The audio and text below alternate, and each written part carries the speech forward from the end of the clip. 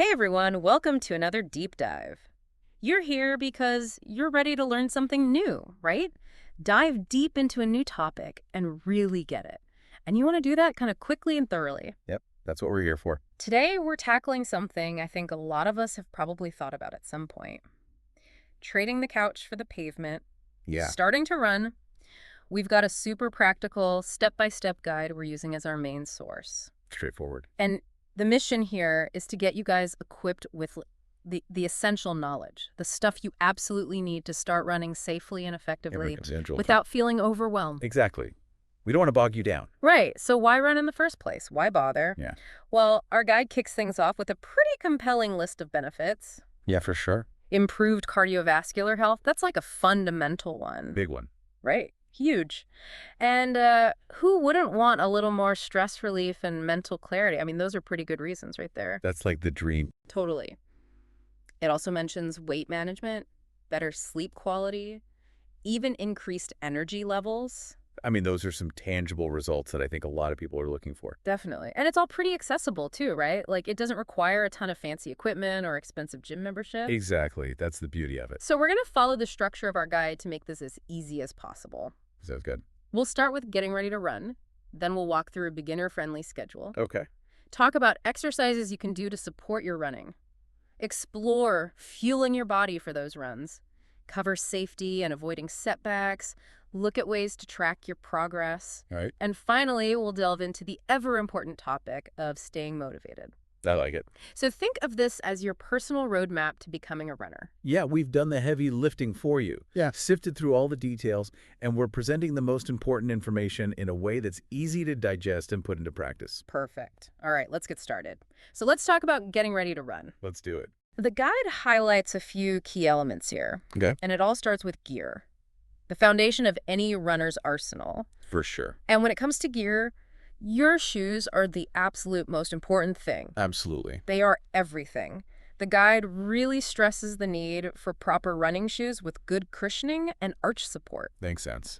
This isn't just about looking good. Right. It's about preventing injuries, Right. which nobody wants. Right. You're dealing with a lot of impact forces when you run, so that cushioning is really important. It helps absorb all that shock. That's a good point. And what about arch support? So arch support helps make sure your feet are properly aligned, and that actually has a ripple effect up your body. Oh, really? Yeah, it can impact your ankles, your knees, your hips. So it's not just about your feet. No, it's all connected. Makes sense. The guide also suggests moisture-wicking shirts and shorts, comfortable fabrics that help you stay dry. Breathable. Yeah. Layering your clothing depending on the weather. Yeah. You might need a light jacket or some long sleeves. Yeah, layering is key. And don't forget comfortable socks. Right. Those are crucial. It mentions some accessories too, like a running watch or fitness tracker if you're into tracking your data. I love those. Reflective gear if you're going to be running in low light conditions. And headphones, of course, if you like listening to music or podcasts while you run. Yeah. I mean, these might seem like small details, but they can make a big difference in terms of your comfort and safety. Absolutely. So you've got your gear sorted? Check. What's next? What is next? Well, the guide says setting realistic goals is absolutely key. I think that's key for anything. Yeah, it's so important for staying motivated and not getting discouraged. Yeah, you don't want to burn yourself out. Exactly. The initial goal it suggests is to aim for run-walk sessions, Okay. 2 to 3 times a week, lasting 20 to 30 minutes. That seems pretty achievable. Yeah, totally. And then the longer-term objective is to gradually increase that duration until you can run continuously for 30 to 60 minutes. So it's all about easing into it. Yeah, a nice gentle progression. Yeah, building a sustainable habit. Which is what we want. Yeah. So you've got your shoes. You've set a reasonable goal. All right, we're ready. What does actually getting started look like? Yeah, what's the plan? Well, the guide lays out a very clear, beginner-friendly running schedule. Love that. And it kicks off with the run-walk method for those first 2 weeks. Okay. So weeks 1 and 2. You're aiming to do this 3 days a week. Got it. Start with a 5-minute brisk walk to warm up your muscles. Get the blood flowing. Then alternate between 1 minute of running and 2 minutes of walking. Okay. Repeat that cycle for a total of 20 minutes. And then finish with a 5-minute easy walk and some stretching for your cool down. It's a nice, gentle introduction. Yeah, very gentle. Yeah, and it allows your body to gradually adapt to the stress of running. That's important. Yeah, those short bursts of running followed by walking breaks. Yeah. They let your cardiovascular system and your muscles kind of adjust without being totally overwhelmed. Makes sense. And it reduces the risk of you getting injured or burning out early on. Which is why a lot of people give up, I think. So then, as you move into weeks 3 and 4, the guide suggests bumping up those running intervals just a bit. Okay. You still start with that 5-minute warm-up walk. But now you're aiming for 2 minutes of running, followed by 2 minutes of walking. Right. Repeating that for a total of 25 minutes. And then your usual cool down and stretching. So you're gradually increasing the running time. Exactly. This gradual progression is crucial for building both your cardiovascular fitness Right. and your muscular endurance. And by increasing the demand slowly, you're minimizing the risk of injury. Right. And giving your body time to adapt. At each stage. Exactly. And the progression continues. Okay. For weeks 5 and 6. Hit me. The running intervals get a little longer. You're doing 3 minutes of running followed by 1 minute of walking. Okay. Repeating that for a total of 30 minutes, always with the warm-up and cool-down. So the running time is increasing. Yep, you're pushing that endurance a bit further. I like it. And I noticed the ratio of walking to running is changing too. Oh, yeah, definitely. The walking breaks are getting shorter compared to the running segments. Right. And that's how you build up your aerobic capacity, Oh, okay. your body's ability to use oxygen for sustained activity. That's cool. So then as you approach that 2-month mark, weeks 7 and 8, the focus shifts to longer stretches of running. Okay. The guide suggests running for 5 to 8 minutes, followed by a 1-minute walk. Gotcha. Repeating that for 30 to 35 minutes. So this is really starting to bridge the gap to continuous running. Totally. And after week 8, the recommendation is to keep extending those running intervals until you can comfortably run for 20 to 30 minutes without stopping. That's the goal. Exactly. It all comes back to that initial goal. It does. And of course, listening to your body, Always listening to your body. adjusting as needed. Absolutely.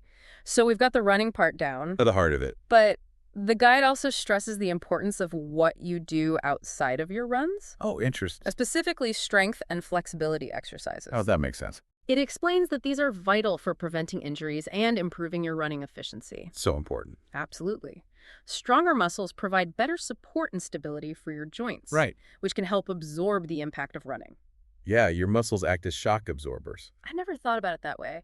And good flexibility allows for a greater range of motion, Right. which contributes to more efficient and less injury-prone running form. It all ties together. It does. The guide suggests incorporating strength and flexibility exercises maybe 1 to 2 times a week Okay. for lower body strength. It recommends squats, Classic. 3 sets of 10 to 15 reps, lunges, Another good one. 3 sets of 10 reps per leg, and calf raises, Can't forget those. 3 sets of 15 to 20 reps. Yeah, these are all great for strengthening those major muscle groups that you use when you're running. Which ones are those? So squats and lunges really work your quadriceps, your hamstrings, and your glutes. Those are the big muscles that help propel you forward. And calf raises obviously strengthen your calf muscles, Yeah. which are crucial for pushing off the ground with each stride. Makes sense. It mentions core strength, too, Oh, yeah, that's crucial. with exercises like planks. Love a good plank. 3 sets held for 30 to 60 seconds, crunches, Yeah. 3 sets of 15 to 20 reps, and leg raises. Oh, those are tough. 3 sets of 10 to 15 reps. A strong core is so important. It gives you stability and helps maintain good posture while you're running. So it's not just about having 6-pack abs. No, not at all. It's Well- about having that solid foundation for all your movements. Interesting. And in terms of flexibility, Yes. the guide recommends holding each of these stretches for 30 to 60 seconds per leg, Okay. hamstring stretch, quadriceps stretch, and hip flexor stretch. Those are all important? Definitely. These are key muscle groups that can get tight when you start running, Yeah, they tend to tighten up. and that can limit your range of motion. Exactly. Affects your stride and maybe even lead to pain or injury. So stretching regularly helps maintain that flexibility. Got it. Mm-hmm. So we're building strength. We're improving our flexibility. We're well-rounded. We are. Now, what about fueling all these efforts? Yeah, got to keep the engine running. Exactly. The guide breaks down the essential components of a balanced diet for runners. Okay. Not surprisingly, carbohydrates are highlighted as a primary source of energy. Makes sense. So things like whole grains, rice potatoes. Carbs are fuel. For muscle repair and recovery, protein is crucial. Yeah. Good sources include chicken, fish, eggs, legumes. Lots of options. We can't forget about healthy fats either, Those are important. found in nuts, seeds, olive oil, avocado. They contribute to overall health and provide sustained energy. Good fats are your friend. And of course, plenty of fruits and vegetables. Can't go wrong with those. Essential for all those vitamins and minerals. Micronutrients. Hydration is just as important as food. Oh, absolutely. The guide recommends aiming for at least 2 to 3 liters of water every day. Wow, that's a lot. It is. And it says to drink about 200 to 400 milliliters of water both before and after your runs. And it mentions electrolyte drinks too, particularly in warmer weather or for longer runs when you're sweating more. Electrolytes are important. They help regulate fluid balance in your body. And they support nerve and muscle function. That's right. Now let's shift gears a bit Okay. and talk about staying safe and avoiding setbacks. Important stuff. The guide emphasizes listening to your body. Always. If you're experiencing pain, discomfort, fatigue, Those are warning signs. they are. You need to rest. Don't push through it.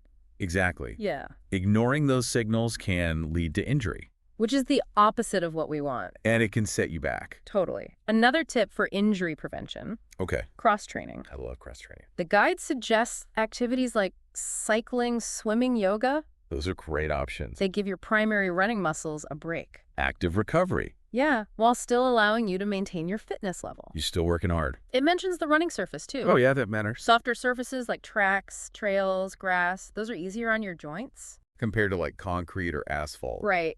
And of course, never skip your warm-up and cool down. Never. Those are essential. Always got to warm up and cool down. All right, so you're running consistently. You're being safe about it. We're doing great. How do you keep track of your progress? Yeah, how do we know if we're getting better? The guide suggests using running apps, There are so many out there. like Nike Run Club's Strava Runkeeper. Those are popular ones. They can track your distance, your time, your pace, even how you felt after each run. I love all that data. It can be really motivating. Seeing your progress. And speaking of motivation, Yes. the guide has a few tips to help you stay on track. Okay. I'm all ears. Setting achievable milestones, like aiming to run a 5K without stopping, A good goal. joining running groups, or finding running partners. The social aspect can be huge. It can be participating in local races, even the shorter ones, Those are fun. and even rewarding yourself when you hit certain goals, I like like maybe some new running gear. treat yourself. Exactly. Now, before we wrap up, Okay. the guide points out some common mistakes beginners make. Let's hear it. Number 1, doing too much too soon. It's tempting. It is, but we got to remember that gradual progression, Slow and steady. skipping rest days is another big one. Rest is so important. It is. It's not a sign of weakness. It was part of the process. Exactly. Yeah. And finally, it mentions the importance of paying attention to your running form.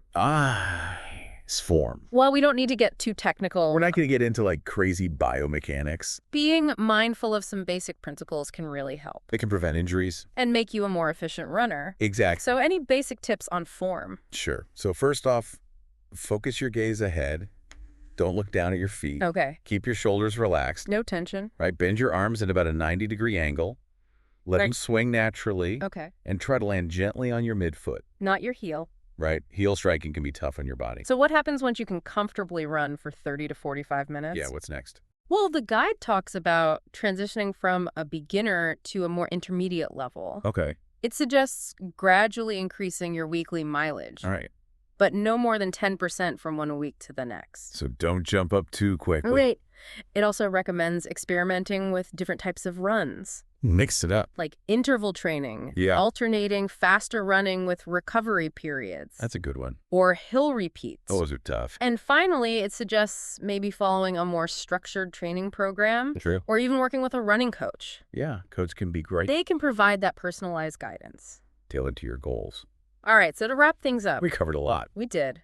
The guide reminds us that starting to run is a journey. It's not a race. It takes patience, consistency, and most importantly, listening to your body. Absolutely. It's about finding that sustainable practice that you enjoy. Something you can stick with. And that brings you all those physical and mental benefits we talked about. It's a lifestyle. It is. So as you take those first steps, whether it's those short intervals of walking and running, I want you to think beyond just the physical advantages. Go deeper. Think about the potential for personal discovery, I love that. the mental resilience that can develop It's powerful. with each effort. No matter how small it might seem at first, as you take those first steps, what other unexpected paths might open up for you? That's a great question to think about. It is. I like that. Awesome. Thanks for joining us for another deep dive. This was fun. It was. We'll catch you next time.